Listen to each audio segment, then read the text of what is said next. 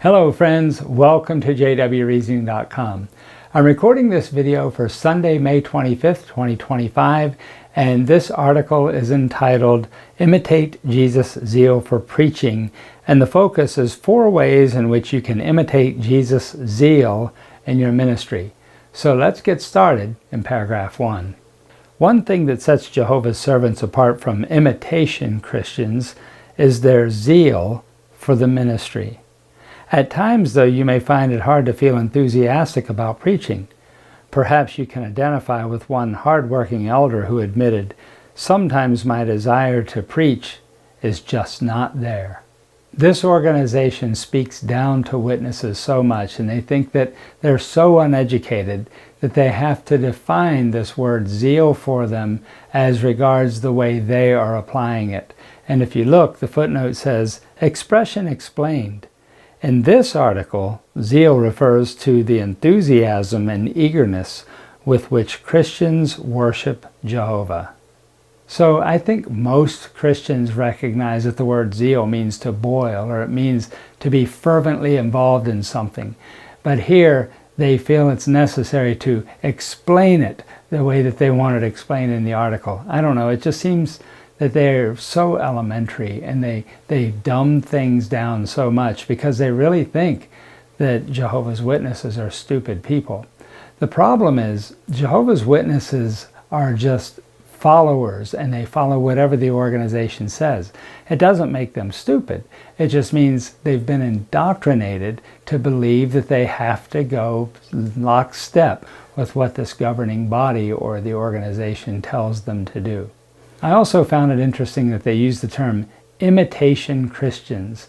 Now, I do believe that there are people who profess to be Christian that don't live a Christian life. But to a Jehovah's Witness, an imitation Christian is anyone who is not a Jehovah's Witness. And it's actually some that are even in the organization that don't live up to all of the expectations that the organization places on them. They would consider those people also imitation Christians. Paragraph 2. We may be more excited about engaging in other forms of sacred service than we are about sharing in the public preaching work. Why? We may see immediate results and feel a sense of accomplishment when we build and maintain theocratic buildings, assist with disaster relief, or encourage our brothers. The organization puts a lot of emphasis on maintaining their real estate empire, and that's why it's talking here about you might get more enjoyment out of doing these things than other things than going out in the ministry, because you get that instant reward. You feel a sense of accomplishment, and let's face it, we do. When we build things with our hands, when we look back and we can see a sense of accomplishment, that does make us feel better. I'm not disagreeing with that, but it's interesting to me that they put in there maintaining their real estate so that they can keep their net worth where it needs to be, so that they can flip these places and sell them and make money for the organization. I know that sounds a little harsh, but that's truly what it's all about with this organization. It's more about the real estate empire than it is preaching the gospel to people. They also mention in here assisting with disaster relief. Their assistance with disaster relief consists of helping other witnesses and not necessarily helping anyone outside of the organization. If there are some supplies left over, they might give the scraps to the others that are there out of pity for them, or maybe just to give a good witness, make it look like they're doing something. But the witnesses mostly focus inward, and they don't focus on helping others and assisting others with disaster relief that are not Jehovah's Witnesses. And when I look at other ministries and other churches, whether you agree or disagree with what they're teaching, you'll find that when they go and they do disaster relief, most churches serve everyone in the community, as many as they can, with the funding that they have set aside for that particular thing. Jehovah's Witnesses use their funding to help Jehovah's Witnesses. It's all self-serving. About halfway down in the paragraph, it says, on the other hand, we may have been preaching for years in the same territory with little positive response, or we may meet people who reject the message. We also know that as the end draws near, our message may become more unpopular. Also, what we already read here in paragraph 2 about the public preaching work, could it be that people have lost interest in the public preaching work because really Jehovah's Witnesses don't know what to teach from month to month? Their doctrines change continually, and so they have no confidence in the things that they preach. If you pull them out of the pages of the Watchtower or remove them from the organization for a year or two without access to the publications, they would be lost because the doctrines could have changed. This causes confusion, it makes people lose zeal, and it really makes them lose confidence in the organization as doctrines continue to change. God doesn't change. His doctrines don't change. Our understanding can change, but it's not a flip-flop. It should always be a gradual growth in the same direction, not a, well, this is okay, now it's not okay. Kind of like with the beard situation. Paragraph 6. Today, too, preaching the good news is the primary work that Jehovah and Jesus want us to do. There is a direct connection between the preaching work and other theocratic assignments. For example, we build theocratic facilities or serve at Bethel to support the needs in the field. So there again, they're promoting their real estate. They have to keep that real estate empire going. Next it says, we provide disaster relief not only to render aid to our brothers and sisters, but also to help them resume their spiritual routine, which includes preaching. So you can see again, it's all about helping the brothers and sisters, not about helping the community. Of course we want to help our brothers and sisters, but isn't part of preaching the gospel, isn't part of witnessing, isn't part of what Jesus did? Didn't he heal all people? Didn't he help all people? He didn't discriminate and say, well, I'm only going to help the Jews, or I'm only going to help those who believe in me, or I'm only going to help those who follow me. No, he helped everyone. He healed people that he came in contact with. So disaster relief should be for the aid of those who need it, so long as we have what we need to provide for them. I realize that makes funds run out quicker, but the organization isn't about serving others. It's about serving itself and keeping those who are serving the organization in commission, or keeping them going, keeping them in the routine. Paragraph 7. We can strengthen our zeal for the ministry by viewing people as Jehovah does. He wants as many as possible to hear the good news and to respond to it. Amen to that. I agree 100%. I think that's true. God does want people to respond. He wants as many as possible to be saved. It continues, to that end, he trains us to be more effective in sharing this life-saving message. It's subtle, but we see in this paragraph once again that the organization is Jehovah. In fact, this brochure is representing Jehovah, because look at what it says.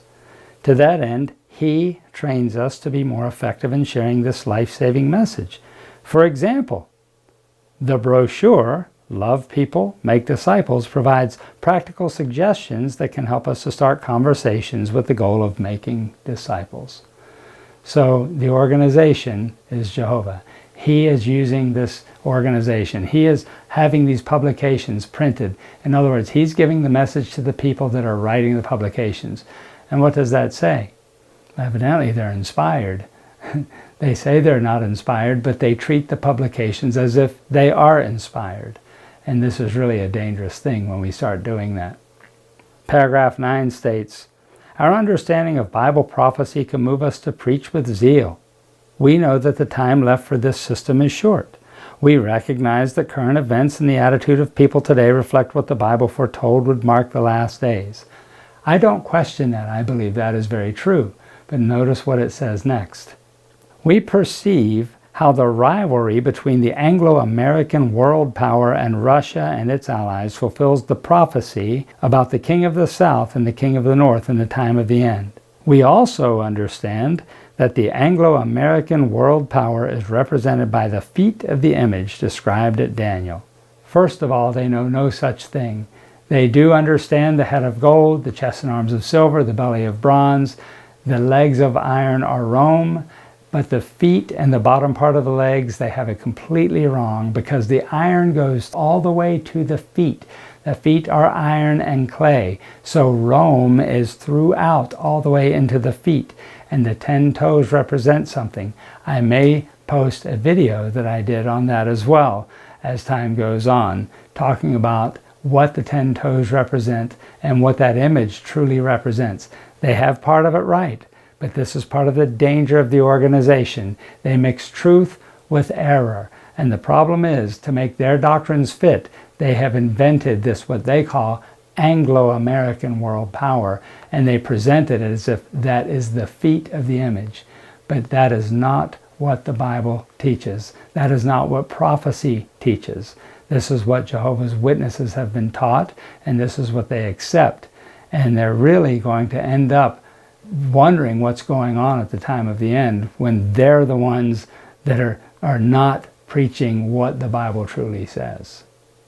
Then it states, we are convinced that, as the prophecy indicates, soon, very soon, God's kingdom will destroy human governments. All these prophecies reveal where we are in the stream of time and spur us on to preach with a sense of urgency. I don't completely disagree with this. I do believe that we're living deep in the time of the end. But when it says we are convinced, I don't think that any Jehovah's Witness is truly convinced that what the organization preaches is exactly right. This is just another way of positive reinforcement. By using this word, they're telling you, you're convinced. You must be convinced. You must listen to what we say. You must follow what we tell you to follow. Paragraph 13 says, we need Jehovah's help to keep zealously preaching in the face of opposition today. Why can you be certain that Jehovah will support you? Consider Jesus' prayer recorded in John chapter 17. Jesus asked Jehovah to watch over the apostles, and Jehovah answered that request. The book of Acts reports how he helped the apostles to preach zealously despite persecution. In his prayer, Jesus also asked Jehovah to watch over those who would put faith in the apostles' preaching. That includes you. Jehovah has not stopped answering Jesus' prayer. He will help you just as he helped the apostles. Now they state this, but they don't truly believe it. Take a look at Matthew chapter 10 and verse 8. Actually, we'll begin in verse 7. And as you go, preach, saying, the kingdom of heaven is at hand. Heal the sick, cleanse the lepers, raise the dead, cast out demons. Freely you have received, freely give. Jehovah's Witnesses do not believe that any of these things can happen today. They believe that all miracles have ceased. That's what they're taught. Yet, in this paragraph, notice what it says. He will help you just as he helped the apostles. Now really, Jehovah's Witnesses teach that the Bible, particularly the Christian Greek scriptures of the New Testament, applies only to anointed ones. Yet here they're saying, you're given the same power, he'll help you just as he helped the apostles. That's a blatant lie according to what the organization teaches. They do not believe that. They're just trying to get you to believe that he's going to help you the same way, yet they say he doesn't do that. Those things have ceased. They don't exist anymore. It seems that God does do miracles today. Miraculous things happen daily. I just think that people aren't paying attention, particularly Jehovah's Witnesses, because they don't believe that these miracles, that things happen any longer. And I think that's a dangerous place to be. And again, we see how the organization speaks out of both sides of its mouth, saying that these things have ceased, but he'll help you the same way. Look at the paragraph again. He will help you just as he helped the apostles. They do not believe that, yet this is what they have published. And witnesses will sit there going like this when this comment's made at the Kingdom Hall. Paragraph 14. Even if it turns out to be more difficult to preach the good news with zeal as the end draws close, we will receive all the support we need. Like Jesus and his disciples, we let people decide whether to listen or not, and we avoid needless conflict. That statement is so true. They don't just avoid needless conflict, they avoid any conflict at all. Jehovah's Witnesses are taught today not to have a discussion. You point everybody to jw.org and you don't disagree with people. You don't stand, you don't make a defense for your faith like they used to do. Now it's just, well, just go to jw.org and you can find the answers there. Or I'd rather not have a discussion. Or if you're here to debate, I'm not going to do that with you. In paragraph 16, you'll notice the caption, this picture of these two sisters. They're just standing beside the carts. They're not engaging people. They're not trying to interact with them. They're just waiting for people to walk up to them. Could you imagine the Apostle Peter or the Apostle Paul standing next to those carts waiting for somebody to come up to them? No, they went to people. They were proactive. They were going into the synagogues. Why don't Jehovah's Witnesses go into the churches and preach as Paul did? He went into places. He went bearing the gospel and teaching it and was proactive. Peter was proactive. These men preached the gospel. Jehovah's Witnesses just stand there with their placards and expect people to come up and ask them about it. That's not preaching the gospel. That's displaying literature. We can buy a billboard and put it up and have that preach for all that matters. Billboards can be effective because they catch people when they're driving. But when you have a person standing there next to a cart that isn't proactively engaging, this is not preaching. This is not part of the preaching work. And it's certainly not preaching with zeal.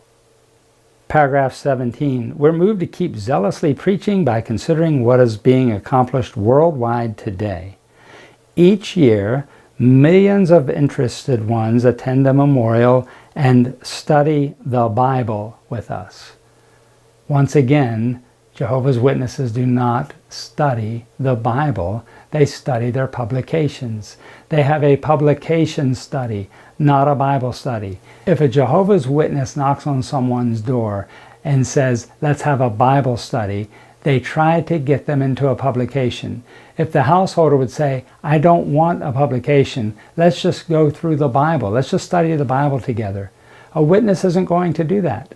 For one reason, they don't know how to do it. And secondly, they can't get people indoctrinated the way the organization wants them indoctrinated without the publications. This is why they use the publications exclusively, and they cite or quote specific verses for their agenda in the Bible. Paragraph 18. Jesus' disciples have always been identified by their zealous preaching. When people witnessed the outspokenness of the apostles, they began to realize that they had been with Jesus. This is exactly what I was pointing to back in paragraph 16 when you look at this picture. The outspokenness of the apostles. Is that what you see here in this picture? Do you see outspokenness? Do you see them being zealous in preaching? No. Again, it's all a mockery. It's not about truly preaching the gospel. It's about indoctrination. It's about studying publications rather than the Bible. Friends, I hope this helps you to recognize the need to study the Bible, the need to open God's Word and see what it truly says. Remember that Jesus is the way, the truth, and the life. No one comes to the Father except through Him. It isn't through an organization. It isn't through a group of men. It isn't through a YouTube channel like this. It is through Christ. That's the only way to the Father. And keep in mind that there's no other name under heaven given among men by which we must be saved. And that's the name of the Son of God, Jesus Christ. Friends, keep studying your Bible. And my prayer for you is that Jehovah will continue to bless you until we meet again.